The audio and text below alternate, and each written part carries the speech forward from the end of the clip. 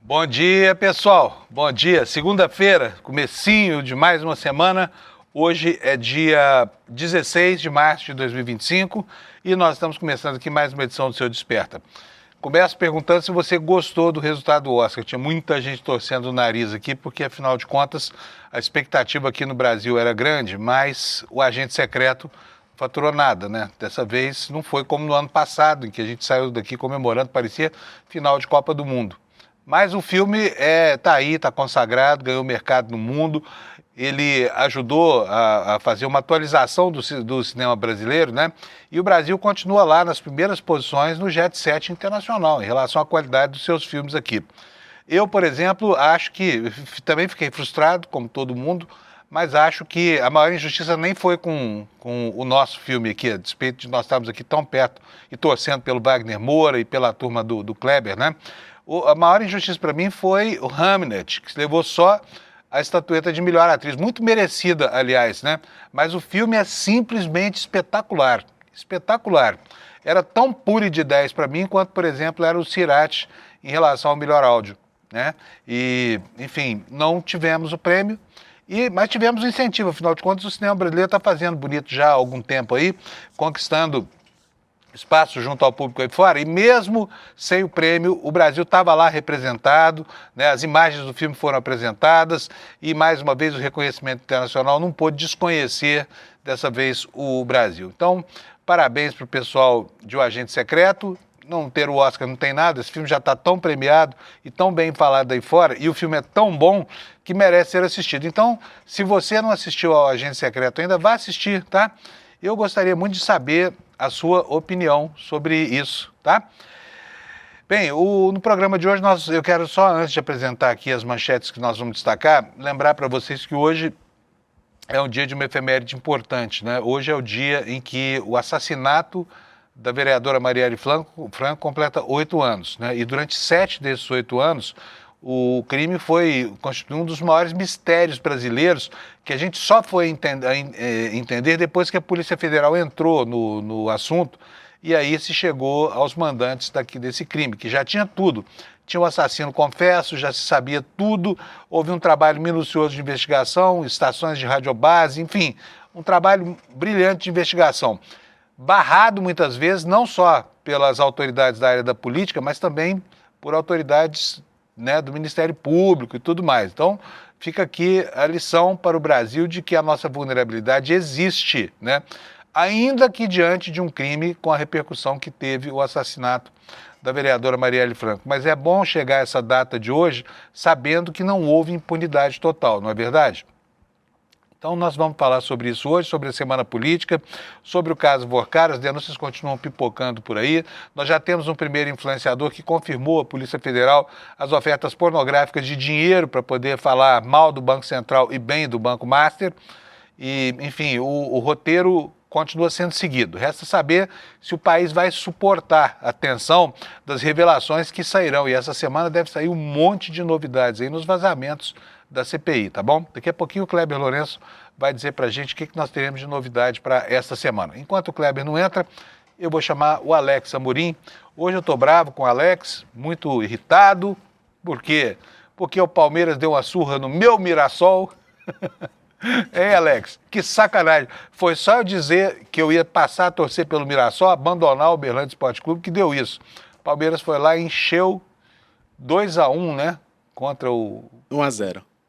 Foi 1-0, eu te confesso que eu gosto de futebol, mas não é tanto assim, também é pode assistir as partidas, né? Eu leio os resultados depois nos jornais para ter o que falar com você aqui. Mas então foi 1-0, foi um gol de diferença. E o Palmeiras jogou bem, Alex? Bom dia. Bom dia a todos, pro Fábio Panunzi e também nossa querida audiência. Uma coisa, eu estava no estádio ontem, por isso que eu estou meio assim para baixo, meio cansadinho. O Mirassol, Panunzi, o seu time de coração, deu um trabalho pro Palmeiras e jogou melhor do que o nosso Verdão. mereceu até ali um placar de um empate ou até mesmo vencer a partida, porque querendo ou não, o Palmeiras não fez muita coisa ali na partida, mas o Mirassol jogou bem, então parabéns ali para os jogadores e também os torcedores que estavam lá no estádio prestigiando o time lá do interior Paulista, Ô, o Alex, Panuso. me explica, como se o meu Mirassol do coração não jogou bem, é que jogou bem, o Palmeiras jogou mal, por que nós não ganhamos o jogo, nós mirassolenses? Hein? Eu acho que foi uma falta de sorte ali nas jogadas, nas definições de cada jogada ali, nos contra-ataques. Também foi mais uma sorte ali da boa fase do Flaco Lopes, que fez um golaço ali no primeiro tempo, de fora da área, que o Walter não conseguiu pegar a bola ali no chute dele, indefensável. Então acho que foi essa falta de sorte e também definir melhor a última jogada ali nas jogadas, Panunzio. Muito bom. Bom, o ano está só começando, né? Nós tivemos aí os campeonatos estaduais e já temos gente sem emprego aí, né? O Tite está desempregado, pobre Tite. Alguém sabe de uma vaga aí para o Tite, gente? Está procurando um clube agora. Conta para nós por que o Tite foi demitido lá do Cruzeiro. Perfeito. E o ontem Alex. para nós também tivemos o jogo entre Vasco e Cruzeiro, que foi 3-3 ali. O Cruzeiro começou vencendo, depois tomou a virada, conseguiu empate, porém o Vasco depois fez o gol com o Brenner e no finalzinho do jogo, com o gol do Japa, fez o gol de empate. E nesse meio tempo, após o jogo, o presidente do Cruzeiro foi até o vestiário e demitiu ali o Tite por conta da má fase que está ultimamente o Cruzeiro, e nisso fez o comandante, ex-comandante da seleção brasileira, ser dispensado ali do cargo, e já tem alguns nomes como Arthur Jorge, Felipe Luiz, meio encaminhados para ser o próximo treinador ali do Cruzeiro, Panunzio. Rapaz, o sujeito demitiu o Tite significa demitir quase um santo do futebol brasileiro, não deve ser fácil. Foi demitido no vestiário, é? Isso mesmo, após a partida, o presidente foi lá no vestiário e demitiu o Tite por conta das más fases, que também o Cruzeiro é o último colocado com 2 pontos, não venceu ainda no campeonato, então tudo isso fez ser dispensado ali do comando do Cruzeiro, Panunzio. Aí, pessoal do meu ex-time, o Uberlândia Esporte Clube, podia aproveitar, já está lá em Minas Gerais mesmo, ó, a despesa com mudança é até menor. Tite, você não quer ir morar lá em Uberlândia, não? Ensinar o nosso time lá a ganhar. Nosso não, meu ex-time, né? Não tem mais nada a ver com isso. 65 anos de torcida já basta. De frustração uma atrás da outra. Mas enfim, Tite, olha, o pessoal de Uberlândia está precisando de um treinador lá. Sim. Agora o Uberlândia é uma SAF, viu? O que significa SAF, hein, Alex? Sociedade Anônima do Futebol. O que é isso? O time virou uma empresa, é isso? Isso, a diretoria fica mais parecendo uma empresa, tem um CEO, diretoria, essas coisas mais administrativas, e lembrando, se o time tem alguma dívida inativa assim, no capital, eles são vendidos para esse grupo de investidores que pagam essas dívidas e meio que assumem com risco o clube e tentam reverter com lucro ali, deixando no azul. E a gente consegue ver que tem muitos com sucesso no futebol ali. O Botafogo, meio mais com a polêmica agora com o John Textor e alguns outros clubes. Agora não, né? John Textor é polêmica desde o primeiro dia, né? Sim, mas ali quando ele assumiu estava indo bem, porém depois começou a aparecer uns casos. Mas tem muitos times que aderiram e foi muito bem, porém tem alguns que ainda estão tentando se reerguer com essa SAF, Panunzio. E o que muda aí? Acaba a roubalheira da cartolagem, é isso? Pelo visto, parece que não, né? Porque no Botafogo a situação ali tá meio complicada. Tá bom então. Bom, vamos para os resultados então? Pra gente ver Bora. como é que foi o fim de semana? Sim, eu tava falando aqui do Cruzeiro e Vasco, eu não coloquei na arte, foi um erro meu, perdão. Mas vamos lá, eu vou passar aqui nos resultados da sexta rodada. O Vitória ganhou de 2-0 jogando em casa contra o Atlético Mineiro. O Flamengo ganhou de 3-0 do Botafogo e tá ali na briga pelo G4. Já no domingo tivemos o jogo entre o Fluminense e o Atlético Paranaense, 3-2. O nosso Bahia ganha de 1-0 do Internacional, que está na zona de rebaixamento. No clássico ali entre Santos e Corinthians foi empate 1-1. O Curitiba ganhou de 1-0 do Remo. O meu Palmeiras ganhou de 1-0 do Mirassol, de Fábio Panunzio. E o São Paulo ganhou de 2-1. Sacanagem. Mas e também o São Paulo foi ganhou indevido. Os próprios palmeirenses reconhecem isso. Sim. E para finalizar, Panunzio, o São Paulo ganhou de 2-1 do Bragantino. E Esse resultado fez o São Paulo voltar à liderança com 16 pontos. E para finalizar a rodada, teremos o jogo na Arena Condá, 8 horas da noite, entre Chapecoense e Grêmio. E antes de finalizar esse jogo, também temos a tabela atualizada. Se você quiser verificar onde está seu time, para zoar seu amiguinho, ou até mesmo compartilhar, pode tirar um print, mas está na tela o São Paulo com 16 pontos, seguindo de Palmeiras, Fluminense e Bahia. Na zona de rebaixamento temos Botafogo, Remo, Internacional e Cruzeiro. E antes, naquela artezinha que não tinha, tem um Cruzeiro e Vasco, foi 3-3 também. Não posso deixar passar também. Tá, a única coisa que machuca o meu coração é ver o Mirassol lá em 12º lugar. Isso é totalmente injusto. Mas O time foi tão bem no ano passado. Sim. E Agora para nos que ontem ganhou. no estádio eu tava vendo, o time do Mirassol é arrumadinho, tava tentando tocar a bola e ali pelo meio de campo, tentando fazer alguma jogadinha. Eu creio que o Mirassol vai chegar ali no meio da tabela e disputar ali para uma Libertadores no próximo ano. Porém, eu acho o time deles bem arrumadinho, Panuzio. Opa, Libertadores é bom, hein? Sim, Quero ver. vamos nessa. Eu tava brincando com esse negócio do Mirassol aqui. Peraí, Alex, peraí.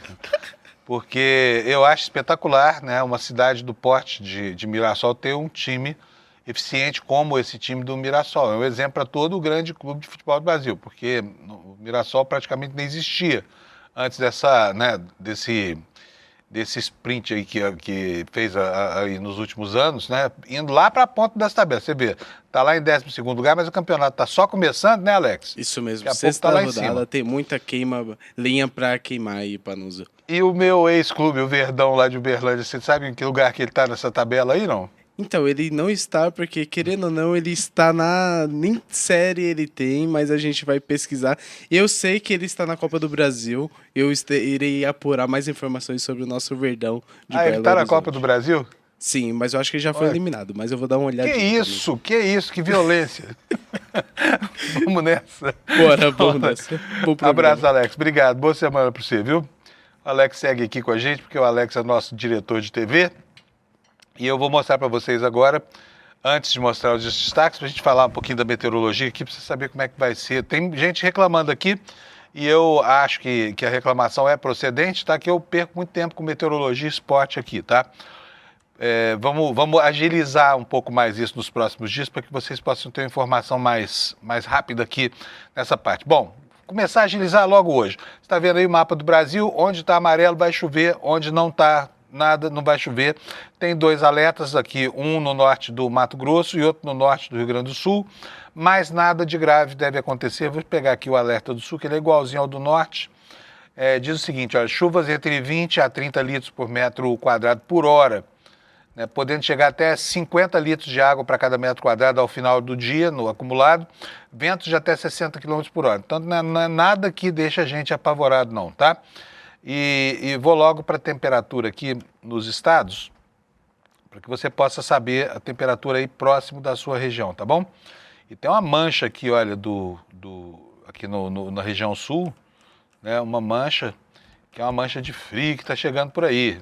Afinal de contas, nós estamos na boca, né? Falta menos de uma semana agora para o outono, hein? Daqui a pouco, no dia 20, nós vamos ter o equinócio, né? O equinócio da primavera, ou de outono, sei lá. E aí começa o nosso outono. Vamos ver como é que vai estar a temperatura de Porto Alegre. A semana começa lá com nuvens no céu, poucas nuvens, 36 graus de temperatura máxima, calor pra caramba. Calor também em Florianópolis, 30 graus de temperatura. Em Curitiba, 32 graus. Dia quente pra caramba também. Aqui em São Paulo a temperatura vai chegar a 30 graus, não chove em lugar nenhum, a não ser, exceto em Florianópolis e Curitiba, há um pequeno risco de chuva, tá? Em São Paulo, só nuvens, hoje não tem chuva prevista, 30 graus. No Rio de Janeiro, temperatura 33, fechando o verão aí com muito calor, como gostam os cariocas. Em Vitória, muitas nuvens, pode chover, chuvinha, 29 graus Celsius de temperatura. Em Belo Horizonte, nós vamos ter um dia com possibilidade de chuva isolada, 31 graus Celsius de máxima. Em Campo Grande, a temperatura vai a 34, pode chover. Em Cuiabá, certamente vai chover à tarde. Muitas nuvens no céu e 35 graus de temperatura.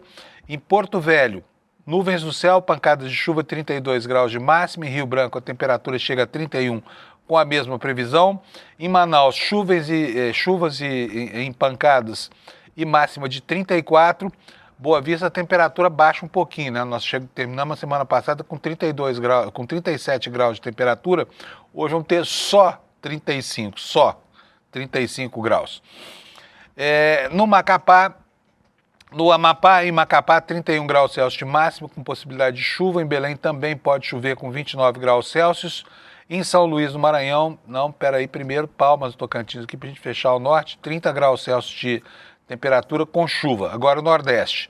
São Luís, nuvens, pancadas de chuva, 30 graus de temperatura. Chove também em Teresina, onde a máxima será de 33 graus. Em Fortaleza, nuvens e chuva isolada com máxima de 30. Em Natal, Rio Grande do Norte, muitas nuvens, chuva isolada, 32 graus. E daqui para baixo, nas outras capitais não chove, tá? Dia bom para a praia. Em João Pessoa, a previsão é de um dia com nuvens no céu e 32 graus de máxima. 33 graus em Recife, em Maceió, 35 graus. 24 graus em Aracaju e em Salvador.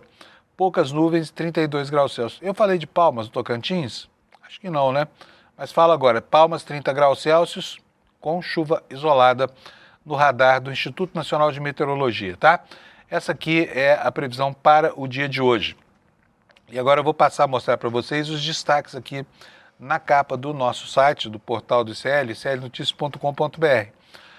A matéria começa...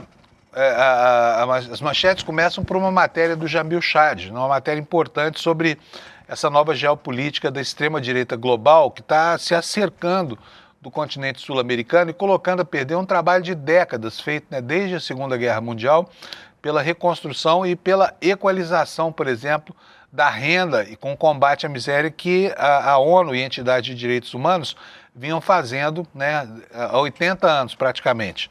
E agora não, essa conspiração malévola da extrema-direita ameaça colocar tudo isso a perder, que vai agudizar com certeza a pobreza, né? Aqui no Brasil, por exemplo, muitos projetos sociais muito importantes têm saudade da verba do acordo da USAID, né? Ou USAID, como queira, que já não tem mais e está fazendo muita falta. Mais falta ainda faz em lugares que têm uma vulnerabilidade maior, por exemplo, no continente africano. Mas a manchete é essa aqui, ó. Trump, Milei e aliados articulam sequestro de entidades de direitos humanos na região. Não confunda com pessoas, tá? Sequestro de entidades. Daqui a pouco a gente vai ver isso aqui, vai detalhar isso para vocês. Vocês viram o que aconteceu nas redes sociais da Michelle? A Michelle repostou lá uma informação tenebrosa de que os jornalistas que estão cobrindo o Bolsonaro lá no DF Star em Brasília querem a morte do Bolsonaro. Isso é uma mentira tão grande, sabe? E só serve para criar animosidade contra jornalista. Mais do que já existe, não precisa, tá bom, dona Michelle? Esse pessoal da extrema-direita odeia jornalista, né? É aquela história. E não é só na direita, não, hein? Tem gente na esquerda também. Matem o mensageiro, matem o mensageiro. Se a notícia não agrada, o jornalista não presta, né? É assim, mas aí quando você associa desejo de morte de uma pessoa icônica como é esse Bolsonaro, isso cria um clima mesmo de ameaça severa, né? E por isso nós temos aí essa manchete, olha, associações de classe pedem proteção a jornalistas que cobrem a internação do Bolsonaro lá em Brasília, né?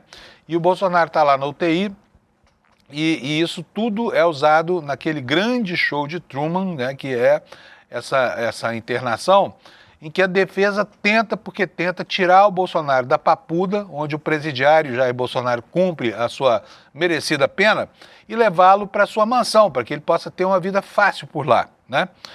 Então está aqui a segunda manchete aqui, olha, a manchete secundária. Bolsonaro na UTI aumenta a pressão da oposição para colocá-lo na domiciliar, tá? Próximo destaque, Oscar. Se você não gostou, saiba que eu também não gostei. É a vida, ano que vem tem mais, cinema brasileiro ganhou muito nos últimos anos, virou um cinema referencial para o mundo, né? Nós estamos muito bem na foto, tá? E mesmo que o filme não tenha ganhado estatueta, esteve lá brilhando, como eu falei lá na abertura do programa. Mas está aqui a nossa manchete, Brasil fecha o Oscar de 2026 sem a estatueta. E temos também um artigo escrito na madrugada pelo Lindener, que vale super a pena ser lido, tá? Ele já tinha feito um artigo anterior e esse artigo complementa, é a suíte daquilo quando ele esperava que a perna cabeluda do filme do Kleber, do Kleber Machado, eu chamo de Kleber Lourenço, e do Wagner Moura, pirraçasse o Império Americano, mas não houve a pirraça que ele esperava e ele agora está dizendo por que não aconteceu isso, tá bom? Aqui um texto alusivo aos 8 anos sem Marielle Franco, luta por legado de Marielle Franco, mira a memória e futuro político do Brasil. E ainda na área dos achaques contra países que divergem do eixo de hegemonia dos Estados Unidos, dessa nova geopolítica, a Greta Thunberg, aquela superativista, está denunciando que o Trump, com a sua política higienista e tudo mais, está gerando uma baita crise humanitária, tá bom? Com relação ao Master, olha só, lucro de 441 milhões, sobre o qual nós já falamos na semana passada, está levando a suspeitas sobre novas operações ligadas a Vorcaro, né? Os caras ganhou 441 milhões em uma questão de dias, assim, como se tudo fosse tranquilo. Esses são os destaques que a gente vai colocar para você nessa edição de hoje. E eu já vou chamar o meu querido companheiro Kleber Lourenço, que deve ter passado o fim de semana dele inteiro trabalhando, a sua jornada 7x0. Bom dia, Kleber, tudo bem? Bom dia, Panunzio. Bom dia, comunidade de CL. Tudo bem? Tudo bem. O que você faz domingo, Kleber?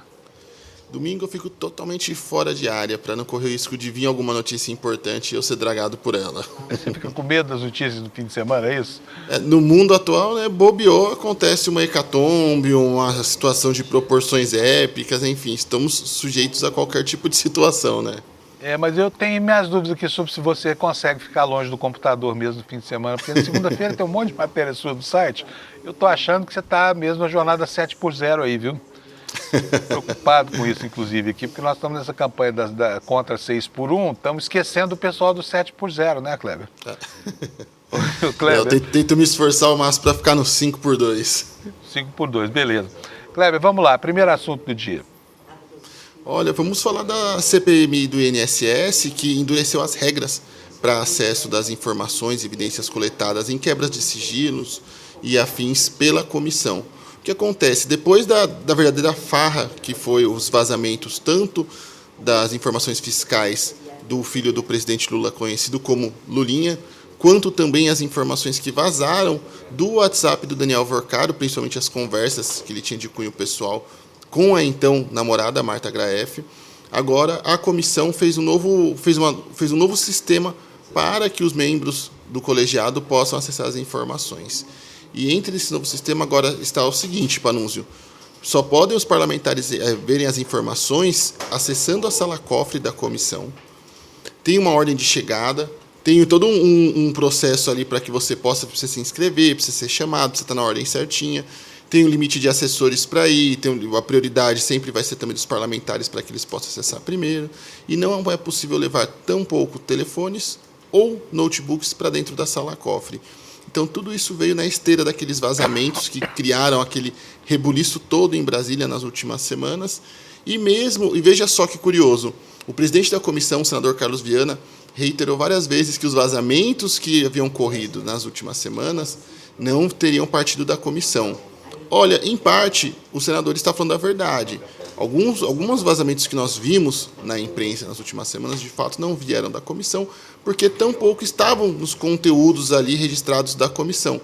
Porém, sim, houveram vazamentos que partiram da própria comissão. Sim, isso é notório para todo mundo e não há como negar. Na verdade, o material, inclusive, parte desse material só chegou a público depois que ele foi para a comissão.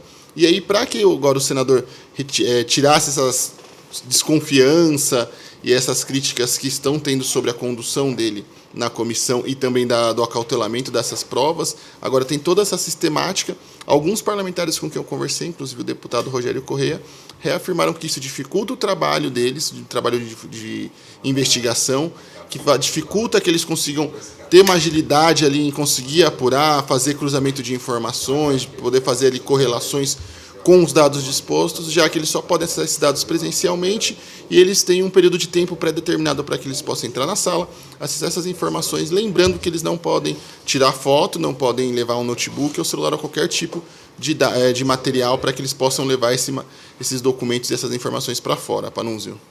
Olha, eu vou te falar uma coisa. Nós tivemos nesse ano uma campanha contra vazamentos, tá? Nós vimos isso, né, Kleber? Assim, uma choradeira aí, vazou, tá vazando. Tivemos até uma atitude do ministro Alexandre de Moraes, que foi uma atitude de mandar botar na cadeia 4 pessoas acusadas de corromper o sistema de segurança da Receita e do COAF para poder vazar, que é mentira. Não houve esse tipo de vazamento. As matérias que foram feitas denunciando situações relativas ao Vocário não tiveram nenhum vazamento que veio de comércio ilegal de informação. A gente fareja as fontes, a gente sabe mais ou menos, o jornalista sabe porque o jornalista trabalha com esse tipo de material. E nesse caso, viu, Kleber, os vazamentos cumprem uma função institucional. Talvez não todo, por exemplo, o vazamento dos diálogos da namorada do Vocário, no que tinha lá de intimidade, aquele negócio da peleleca, da linguagem de cebolinha, aquela coisa, que era tudo bobagem. Mas tinha muita informação importante lá, concorda? Então, assim, sem esses vazamentos, muito provavelmente as investigações estariam condenadas a ficar num quarto escuro qualquer, como essa sala cofre, trancadas longe do alcance da opinião pública. Então, eles exercem um papel fundamental, que é o de criar a energia necessária para empurrar essas investigações para frente, né? Você que é beneficiário, desculpa aí, mas dos vazamentos, você sabe muito bem a importância que isso tem para gerar fato político e fazer com que a vontade geral de sepultar o assunto, ela não prevaleça, né? Exatamente. E também vale ressaltar que constantemente, todos os dias, todas as semanas, vazam informações não só de CPMI do INSS, Banco Master, de vários assuntos, e esses temas não têm a devida diligência. Por lei, se nós fôssemos seguir a letra fria da lei, todos os vazamentos deveriam ser investigados e apurados, e os servidores públicos que vazaram essas informações deveriam ser punidos. Recentemente, a gente na sexta-feira, a informação de que, por exemplo, a PGR decidiu por não dar prosseguimento e abertura de inquérito na investigação do vazamento de informações sobre uma operação da ABIN no Paraguai, aquela que investigou a venda de energia e o acordo entre Brasil e Paraguai envolvendo Itaipu. Então, em alguns casos, a gente pode ver que sim, há uma preocupação exacerbada com os vazamentos, há outros que já vazou, tudo bem, vamos deixar para lá, sabe? E eu estou falando isso não é porque em defesa do processo espúrio de obtenção da informação, não. Eu estou falando isso aqui, sabe, defendendo aqui que os vazamentos têm um papel institucional, sem pregar que haja vazamentos, tá? Só estou falando que eles cumprem, sim, um papel. Por quê? Porque nos 3 poderes brasileiros, Judiciário, com Toffoli e Alexandre de Moraes, nas 2 casas legislativas, com Alcolumbre e Hugo Mota, né? E sei lá mais aonde, com a quantidade de gente subornada por esse Vocário, há uma avalanche de esforços para que nada disso venha à tona, né? Então, os ânimos lá em Brasília, e essa semana, né, Kleber, vai ser uma semana dura, porque é mais uma semana de teste de fogo com relação ao que vai sair por aí. Tem gente aí dormindo com balde de Rivotril, né? Exatamente, exemplo, até por causa dessas suspeitas ali e expectativa de uma possível delação do Daniel Vocário e de outros membros também implicados no caso Master. E nós temos de novo de volta a cena para falar aqui para você que passou o fim de semana inteiro, como os Kleber, embora seja mentira, disse que passou longe das notícias. Então é o seguinte, saiu o Pierpaolo Bottini, que era o advogado do Vocário, titular, era o principal advogado do time Vocário, e entrou no lugar dele o Juca, Zé Luiz de Oliveira Lima, que é um advogado mais palatável à questão da delação premiada. Como na semana passada o Supremo Tribunal Federal resolveu manter esse pássaro gordo do Vocário na gaiola, é muito provável que nós tenhamos concretamente uma notícia sobre delação premiada. Aí vai começar um outro jogo, viu, Kleber? Nós vamos ver como se comportam a Procuradoria-Geral da República. Tem muita gente com as barbas de molho com o atual Procurador-Geral, que começou a engavetar loucamente algumas coisas aí, né? Exatamente. É um caso extremamente delicado e também várias dessas suspeitas, críticas e problemas que a gente tem em relação ao Master devido ao alto grau de sigilo.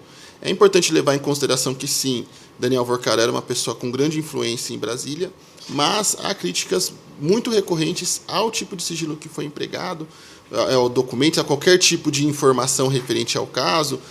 E isso acaba, por exemplo, quando nós temos um vazamento, é vale retomar também isso, toda fonte que vaza algo tem algum interesse, algum objetivo, isso é normal e natural. não é específico do caso Master. Isso vale para qualquer vazamento que vá para a imprensa ou algo do tipo. E devido ao alto grau de sigilo, fica muito mais interessante esses vazamentos e até para que as pessoas, partes interessadas, possam vazar aquilo que lhes interessam e lhes beneficie. Então, esse é outro problema que vem enfrentando críticas ali no caso Master, que é esse excesso de sigilo que permite que aconteçam essas situações também, Panunzio. Beleza. Bom, agora vamos falar de outras implicações do braço religioso da vertente religiosa desse escândalo. Conta lá para mim. Acharam uma bolada de dinheiro do Vorcaro dentro da igreja da Lagoinha, né, do Zettel. Conta para nós o que é isso, Kleber, por favor. Olha, o relatório de inteligência financeira do COAF identificou um repasse de quase 4 milhões de reais, foram, para ser exatos, 3,9 milhões, do Banco Master para a empresa Amando, vou até ler o nome exatamente para que não reste dúvidas, Amando Vidas Produtora e Gravadora Limitada, ligado ao Grupo Religioso Lagoinha. Amando Vidas? Exatamente. Amando Granas. Vai lá, continua. Eu sabia que você ia soltar essa, Panunzio. A gente nem ri da piada, porque é tão óbvia, né? Eu até esperei. Muito bom. E o Kleber fez o favor de dar uma risadinha também, bem sem graça, mas tudo bem, pelo menos riu. Vai lá, Kleber, conta pra nós. Que diabo de coisa estava fazendo essa montanha de dinheiro na Amando Vidas, essa organização muito empática da Igreja da Lagoinha? Olha, a transação financeira gerou um alerta no COAF sobre essa transação, porque o capital social da empresa é muito inferior ao montante mencionado no alerta financeiro. Então, a gente não tem ainda acesso a essas informações mais específicas do capital social inferior, mas é o que consta nesse relatório e, inclusive, o que acabou gerando o alerta. Então, essa disparidade entre o capital social e também o valor que foi recebido pelo banco, que foi recebido do Banco Master por essa empresa que é do pastor André Valadão, que é o principal líder da Igreja da Lagoinha, que constantemente estamos mencionando o nome aqui. Nós tivemos Fabiano Zettel, um dos principais doadores de Tarcísio e Bolsonaro em 2022, que era um pastor ligado à Lagoinha e que saiu da agremiação em janeiro deste ano. Então, são mais fatos que vão implicando toda a situação da igreja nesse escândalo do caso Master. E aí, o deputado Rogério Corrêa, ele acionou a Polícia Federal para que apurasse esse repasse de quase 4 milhões e investigar as circunstâncias desse repasse de dinheiro para essa empresa, Panunzio. Não há explicação para esse volume todo de dinheiro. É um dinheiro que entra no cofre da Lagoinha, né? Exatamente. É um dinheiro que entra para essa empresa ligada a André Valadão e que precisa entender quais circunstâncias e porquê desse repasse. Muito bem. Bom, próximo assunto. O que você vai falar para nós? Nós tivemos na sexta-feira, começou o início da votação sobre a manutenção da prisão preventiva de Daniel Vorcaro. Até o momento, estamos com um placar de 3-0, falta apenas o voto do ministro Gilmar Mendes. Lembrando que essa votação acontece no plenário virtual e tem prazo para conclusão até o próximo dia 20, ou seja, até essa sexta-feira, se não me engano, né, Panunzio? Exatamente. Maravilha. E aí, né, no voto do ministro André Mendonça, que é o relator do caso, ele traz mais revelações sobre a atuação de Daniel Vorcaro, seja com a sua milícia privada, seja também na atuação do Banco Central. Um dos primeiros pontos interessantes no voto do ministro André Mendonça é que ele relata ali, o ministro André Mendonça relata que a Polícia Federal identificou que Daniel Vorcaro tinha um grupo de WhatsApp com aqueles 2 servidores do Banco Central que atuavam como consultores e agentes próprios de Daniel Vorcaro, segundo as investigações da PF. Um desses servidores era o Bellini Santana, ex-chefe do Departamento de Supervisão Bancária do Banco Central, Panunzio, e nas mensagens, inclusive, tem um registro de uma mensagem de Fabiano Zettel, que a gente comentou agora há pouco do caso Lagoinha, questionando o Vorcaro se deveria ser pago, foi feito repasse de valores a Bellini Santana. Então, mais uma informação ali que mostra o grau de penetração de Daniel Vorcaro no Banco Central. Então, havia ali a discussão, inclusive, se devia ser pago ou não, o que tudo indica, uma propina para esses servidores. Eu vou até pegar a mensagem que foi passada aqui. Numa das mensagens ele fala, em troca de mensagens, Zettel volta ao tema e questiona Daniel Vorcaro. Bellini cobrando, paga? E aí Vorcaro responde, claro. Em outra mensagem, Zettel também fala com Vorcaro sobre pagamentos a Bellini Santana. Hoje tem que pagar a primeira do Bellini, ok? E a resposta do banqueiro, segundo o documento, foi direta, ok. Então isso mostra sim que havia um pagamento, o grau de aparelhamento de Daniel Vorcaro no Banco Central. E a outra mensagem que chama a atenção e as revelações também do ministro André Mendonça é referente a milícia do Daniel Vorcaro. Ele fala que esse grupo, conhecido também como a Turma, não era só aqueles 4 membros que nós identificamos, Fabiano Zettel, Daniel Vorcaro, mas aquelas 2 outras pessoas, entre elas o sicário, que deu fim à própria vida na semana passada, 2 semanas atrás, na verdade. O voto do Ministério da Mendonça fala de até 6 ou 7 membros integrando essa milícia, e aí justifica a manutenção da prisão, falando que esses membros nem todos ainda foram identificados, e por conta disso, membros deste grupo voltado para intimidação e coação ainda estão à solta, livres na sociedade brasileira, reforçando ainda mais o grau de periculosidade. E aí reforça também que, nas operações policiais realizadas em relação ao caso Master, foram apreendidas armas também com alguns membros dessa milícia do Daniel Vorcaro. E isso mostra também, mais uma vez, a periculosidade desse grupo. Entre as mensagens também, há um relato sobre o sicário do Daniel, aquele sicário do Daniel Vorcaro, ter ido ameaçar, por um motivo que ainda não está claro, o capitão de uma embarcação de Daniel Vorcaro, e não só ameaçou este capitão, como também toda a sua família. Então veja só a que nível estamos chegando mais uma vez com essa situação. Muito bom. Olha, só fazer uma correção aqui, antes do último destaque do Kleber, é porque eu falei errado aqui o nome do Kleber Mendonça, do agente secreto, é Kleber Mendonça Filho, viu? Eu chamei de Kleber Lourenço, eu acho. Então vocês me desculpem, viu? Porque é muito Kleber também para uma hora tão cedo assim da manhã. Então a gente de vez em quando confunde, né? Bom, vamos lá para o seu último destaque? Eu acho que a gente passou por tudo, Panunzio. Já passamos tanta informação, então, tá bom. Já foram tudo. 4, já foram os 4 assuntos de hoje. Exatamente. Então quero agradecer ao Kleber Lourenço aqui, que não é o Kleber Mendonça e não é o agente secreto, mas é o nosso agente das investigações aqui do ICL, o homem que apura como se a apuração fosse a última coisa a se fazer. A gente apura. O que foi, Alex? O que foi? Você ouviu aí, Kleber? Eu ouvi, o Alex também terrível, né? É porque o Palmeiras bateu no Mirassol, foi uma covardia, o Mirassol jogou melhor, ele agora está descontando na gente a frustração de não ter visto o time dele jogar bem, embora ganhasse o jogo. Acontece. Mas é isso, Kleber, Panunzio. qual é o seu time, hein? Opa. Só pra gente saber aqui. Meu time, eu sou um corintiano não praticante por conta de minha esposa. Tá, corintiano não praticante, beleza. Um abração para você, muito obrigado então, viu? Até mais, abraço para nós e a comunidade do ICL também. Tchau, tchau. É isso aí, beleza. Kleber Lourenço conosco aqui todo santo dia, aqui às 7 horas da manhã, atualizando pra gente as coisas que só ele é capaz de fazer, tá? Bom, vamos falar um pouquinho do Oscar? Vamos falar um pouquinho do Oscar aqui, porque você precisa sair da cama bem informado. Foi ontem, bem tarde da noite, né? O ICL transmitiu muito bem com o William De Luca e grande elenco. E quem não viu por aqui ficou tão frustrado quanto quem viu por aí a cerimônia do Oscar, porque a gente esperava muito, né, do nosso agente secreto. Infelizmente não deu. Tinha muito filme bom esse ano, realmente. Filmes que mereciam tanto quanto o filme do Kleber Mendonça. E o filme do Kleber acabou não ganhando nada, né? Por incrível que pareça. Eu achava que pelo menos a atuação do Wagner Moura tinha que ser premiada, sabe? Ele é um ator espetacular, tá maduro, maduríssimo. Agora, o fato de não haver o Oscar esse ano não deve tirar o nosso ânimo, não deve baixar a nossa autoestima. O filme é realmente bom, o Brasil tem produzido filmes espetaculares, né? E nós estamos aí nas paradas, o Brasil está na moda, inclusive em relação ao cinema, mas não ganhamos. Então vamos ver quem foi que ganhou, porque se você não ficou sabendo, eu vou te contar agora, tá? Olha aqui, ó, manchete no site do ICL, Brasil fecha o Oscar 2026 sem estatuetas. A gente já fez história com essas indicações, tem muita razão quem disse isso. Vamos lá. Matéria do Brasil de Fato, reproduzida aqui no nosso site, conta o seguinte: o Brasil encerrou o Oscar sem estatuetas, apesar de ter chegado à cerimônia com 5 indicações, 4 delas por O Agente Secreto e uma por Adolfo Veloso, indicada a melhor fotografia por Sonhos de Trem. Ao mesmo tempo, uma batalha após a outra, foi o principal vencedor da noite, com 6 prêmios, incluindo melhor filme e direção. Eu não vi esse filme ainda, tá? Não vou falar nem bem nem mal, porque não posso falar sobre Desconhecido.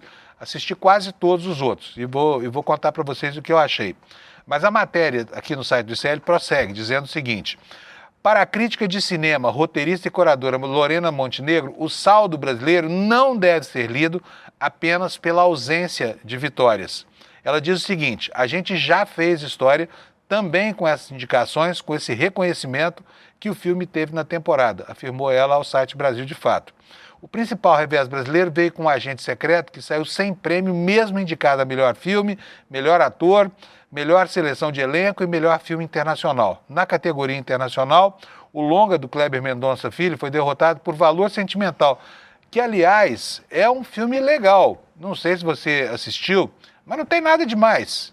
Não tem absolutamente nada demais naquele filme. Aliás, é um filme que fala sobre relações muito frias entre pai e filho num país onde a população não prima por manifestações efusivas de afeto, né?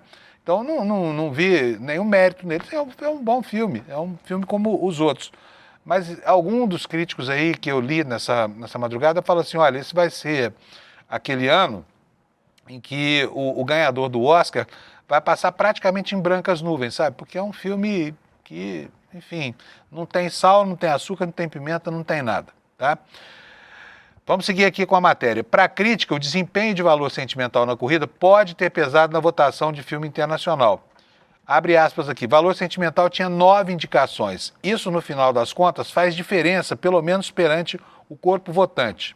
Ela pondera, porém, que o encerramento da campanha não deve ser tratado em chave de frustração simples. Ela diz o seguinte: hoje é um dia para celebrar esses 9 meses de campanha. O balanço de Lorena também passa por pensar no que fazer com a visibilidade conquistada por O Agente Secreto. Em vez de reduzir a temporada ao resultado final do Oscar, ela defende que a circulação do longa seja lida como parte de um processo mais amplo de fortalecimento do cinema brasileiro. A gente precisa realmente capitalizar isso para que o cinema brasileiro seja cada vez mais pulsante e potente, afirma. Na leitura da crítica, o caso do filme do Kleber Mendonça Filho ajuda a reforçar a necessidade de ampliar esse espaço para além dos nomes já consolidados no circuito internacional. Ela diz ainda que o mais importante é observar que a temporada deixa como acúmulo para os próximos anos. O que a temporada deixa como acúmulo para os próximos anos? Diz o seguinte: o que importa é que, ao final das contas, a gente consiga olhar para esses momentos como uma temporada de premiações e extrair o melhor que é possível, afirma. E completa: que bom que a gente tem Um Agente Secreto. Eu ainda estou aqui e tantos outros filmes que são formidáveis e são mesmo, tá?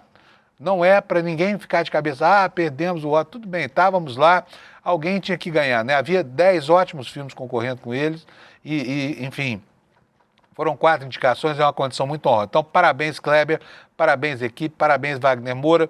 Vocês não perderam nada, tá? Vocês estão consagrados pelo mundo, tá? Isto posto, gente, vamos passar para o próximo assunto. Ainda não. Ainda tem mais uma manifestação aqui sobre isso. De madrugada ainda, o presidente Lula foi para as redes sociais e fez uma tuitada lá, alusiva a isso que está aí na tela de vocês. O que disse o Lula?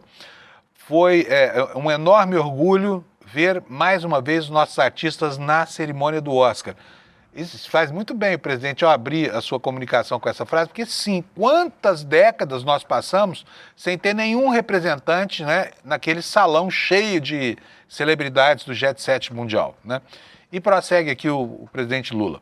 Foram 5 indicações ao maior prêmio do cinema mundial, mostrando mais uma vez a força do nosso cinema e o talento dos nossos atores, atrizes, diretores, de toda a equipe técnica que faz essa arte acontecer. É o Brasil levando ao mundo a potência da nossa cultura e das nossas histórias. Parabéns a Kleber Mendonça Filho, Wagner Moura, Gabriel Domingues e toda a equipe de O Agente Secreto e também a Adolfo Veloso, diretor de fotografia de Sonhos de Trem.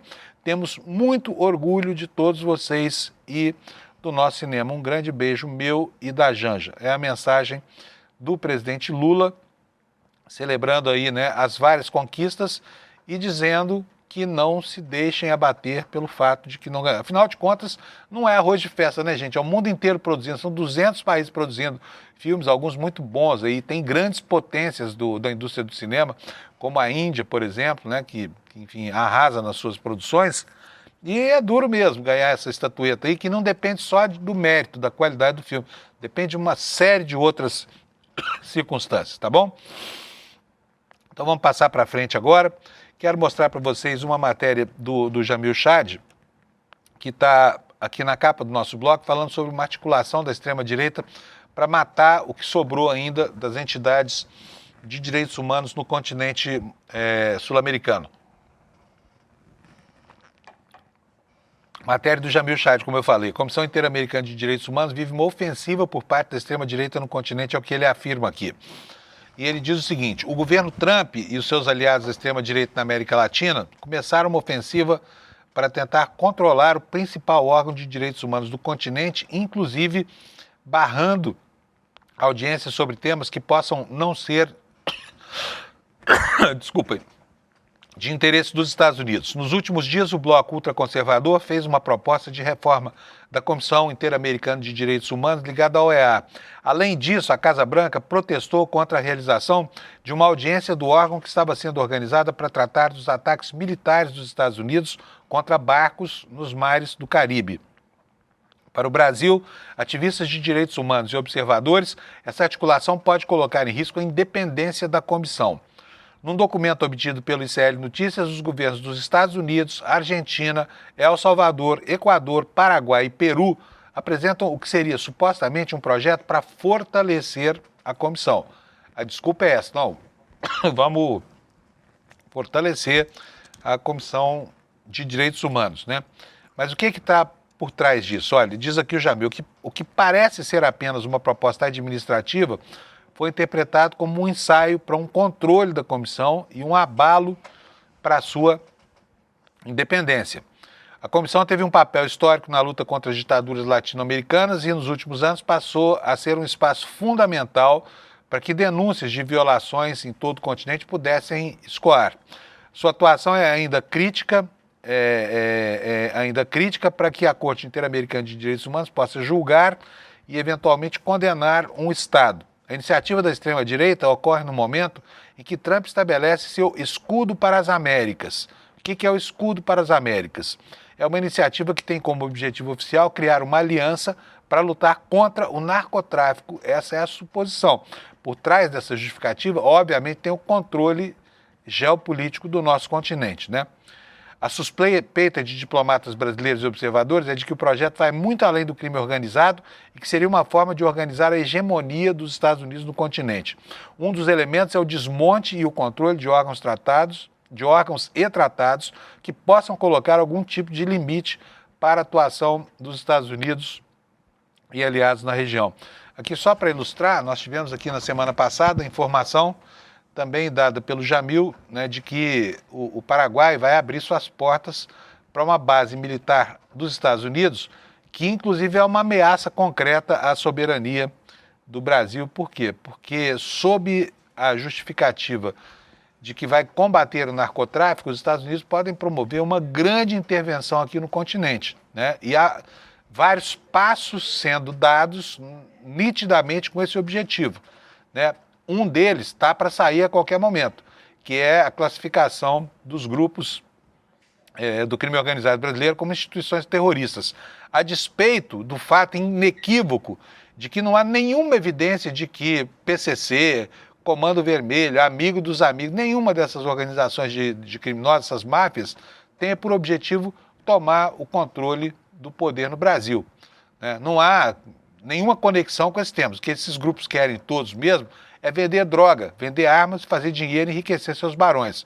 Muitas vezes até com negócios formais, como por exemplo no Brasil, mantém a Refit, que está sendo acusada agora de ser a refinaria dos combustíveis falsificados e que faz a lavagem de dinheiro do PCC. Tá? Próximo assunto, associações de classe pedem proteção a jornalistas. Isso aqui é algo que nos diz respeito.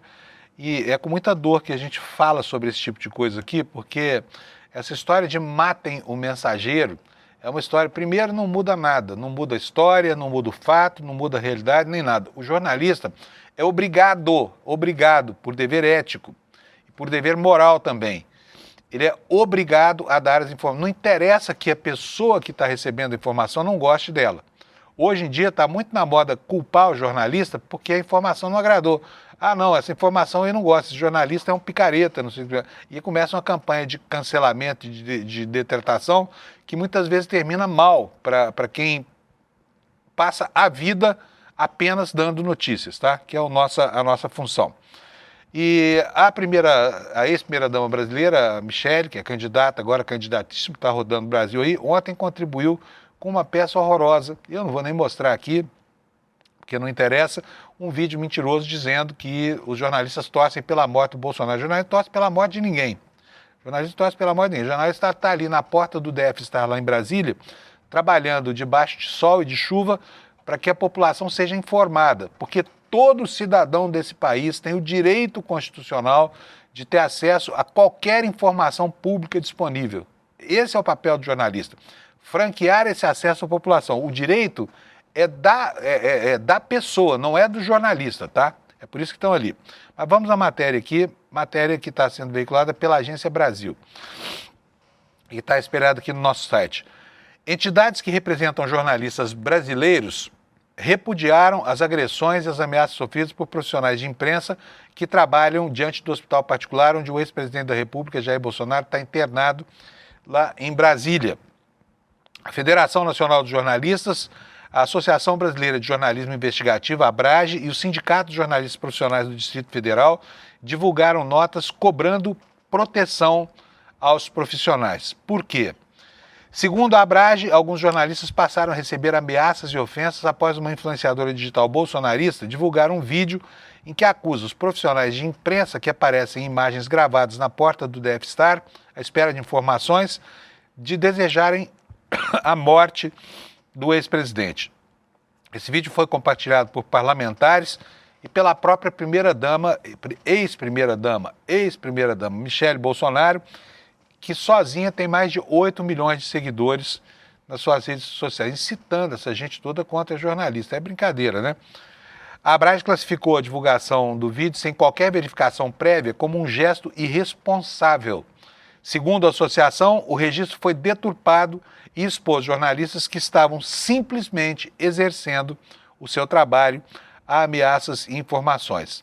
A nota diz o seguinte, a nota da ABRAGE diz o seguinte: é inadmissível que parlamentares e figuras com espaço no debate público utilizem a sua influência para orquestrar campanhas de difamação e incitar agressões contra profissionais da imprensa. Esse tipo de ataque não é apenas uma ameaça individual, é um ataque direto à liberdade de imprensa, que eu repito, não é do jornalista, né? A liberdade de imprensa serve ao cidadão, tá? É o que sustenta aqui a nota da Associação Brasileira de Jornalismo Investigativo, tá? E olha, também nota a FENAGE, que é a Federação Nacional dos Jornalistas, e o Sindicato de Jornalistas do DF cobraram proteção aos trabalhadores. Lembramos que é dever do Estado garantir a segurança dos profissionais em locais públicos e de interesse jornalístico. Destacaram essas duas entidades, antecipando que irão pedir reforço à Polícia Militar na frente do hospital para impedir cerceamento e agressões ao trabalho da imprensa por parte de militantes. Hoje eu estou com uma tossezinha bem chata aqui, está chegando uma gripe aí, porque, né, tem uma onda de gripe chegando aí, acho que ela me pegou. Mas vamos lá. Pessoal, hoje, dia 14, hoje é dia 14? Não, hoje é dia 16, aliás, dia 16, né? Nós estamos a um dia do 8º aniversário da morte de Marielle Franco, tá? 8 anos se passaram, 7 anos desses 8 anos se perderam num labirinto em que autoridades tentavam acobertar os verdadeiros mandantes desse assassinato, depois, inclusive, que os executores foram presos, né? E só se ficou sabendo quem foi que encomendou esse crime quando a Polícia Federal entrou na investigação e aí as coisas começaram a acontecer, né? Mas levou muito tempo para que a gente pudesse desvendar um mistério que, na verdade, estava na cara, né? Que era um crime com motivação política. Então nós temos aqui uma matéria do Rodrigo Chagas, do Brasil de Fato, lembrando para nós que o dia 14 de março de 2026 foi o primeiro dia em que a luta em torno dos esclarecimentos da morte da Marielle já estava concluído, tá? 8 anos após o assassinato da vereadora e do motorista Anderson Gomes no Rio, a data passa a ser atravessada por uma outra pergunta, né? Qual o futuro do legado político da Marielle, agora que os executores e mandantes já foram condenados?